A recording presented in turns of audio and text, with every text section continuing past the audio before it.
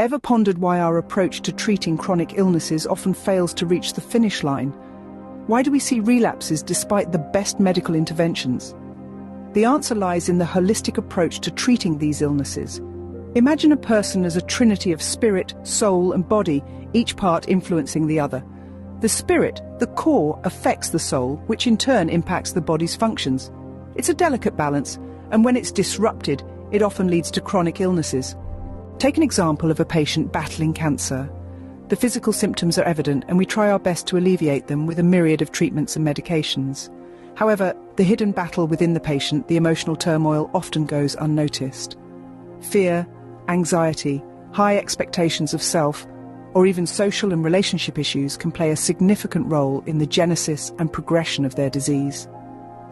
Consider the case of patients with breast cancer. You might notice a pattern. Many of them have relationship issues with their spouse or a close female figure, such as their mother or sister. For left-sided breast cancer patients who are married, they usually have supportive husbands. However, right-sided breast cancer patients, who are fewer in number, often attend appointments alone, and many are divorced. Another example is patients with tongue cancer. They come across as short-tempered and highly opinionated, especially towards their spouse or loved ones.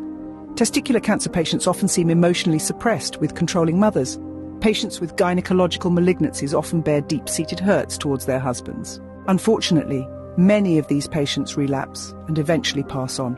Not because their physical symptoms were untreatable, but because their emotional and spiritual issues were left unaddressed. Those who harbour negativity or live in fear of relapse often deteriorate faster. This is where the role of psychologists, counsellors, and spiritual ministers becomes crucial. They work alongside doctors, offering the psychological and emotional support these patients desperately need.